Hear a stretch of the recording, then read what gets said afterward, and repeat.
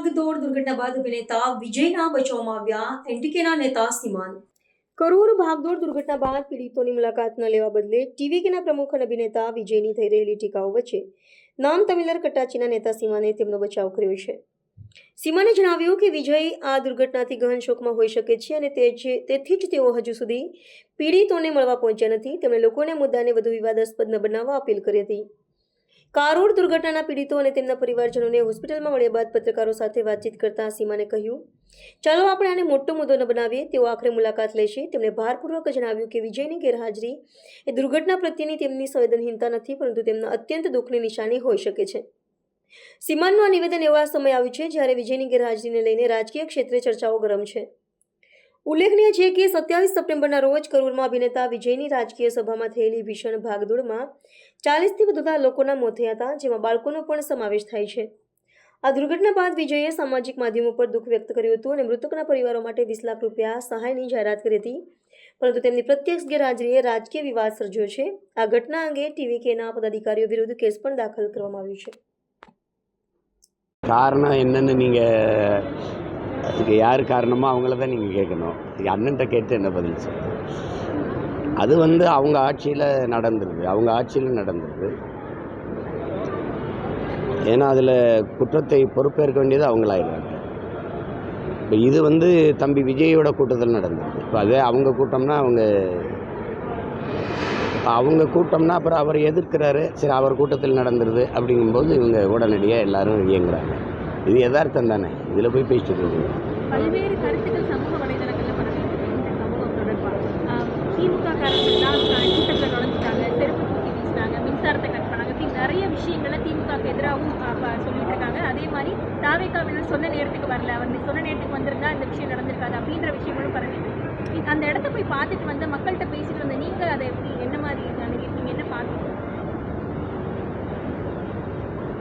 இல்லை, இப்போ கூட எங்கள் கூட அமைச்சர் வந்தார், மின்துறை அமைச்சர். என்ன சொல்கிறாருன்னா, மின்கம்பத்தில் ஏறும்போது அவங்க ஆளுங்க தான் மின்சாரத்தை துண்டிங்கன்னு சத்தம் போட்டுருக்காங்க, கத்திருக்காங்க. அதனால அந்த அணைக்க வேண்டியது. சில பேர் அந்த ஜென்ரேட்டர் மேலே ஏறி அது விழுந்ததெல்லாம் அவங்களுக்கு காண வேண்டியது. இப்போ அந்த மாதிரி இதெல்லாம் தவிர்க்க முடியாமல் அணைக்கிறது தான். அது அவர் அதான் சொல்கிறார், இழப்பு தான், இறந்தது தான்.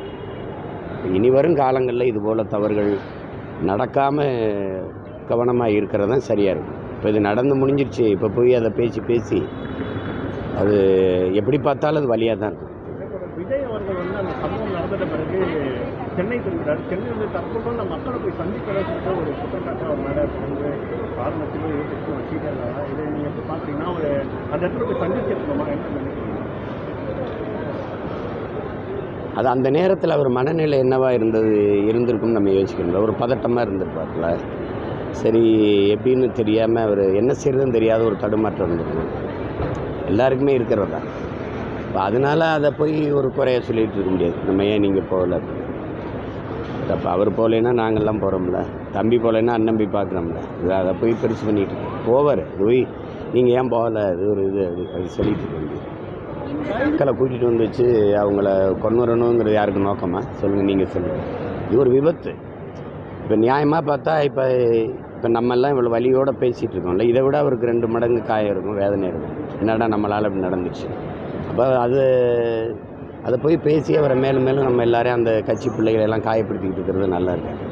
இது நடந்துருச்சு. விஜய்க்கு நீங்கள் கூட என்ன கூட நினைக்கிறீங்க?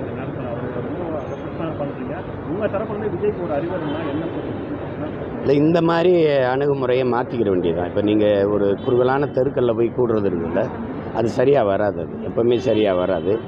ஒரு இடத்த வாங்கி பொதுக்கூட்டம் மாதிரி சின்னதாக, இப்போ 3 இடத்துலன்னா 3 சின்ன பொதுக்கூட்டம் மாதிரி எடுத்து அவங்கள நாற்காலி போட்டால் உட்காந்துருவாங்க. இதெல்லாம் நிற்கணும், ரொம்ப நேரம் நிற்க வேண்டியது இருக்குல்ல. அப்போ இவர் சரி அந்த மேடையில் போய் ஏறி பேசிட்டு அப்படி பார்த்துட்டு போயிட்டாருன்னா இந்த நெருக்கடிகள் வராது.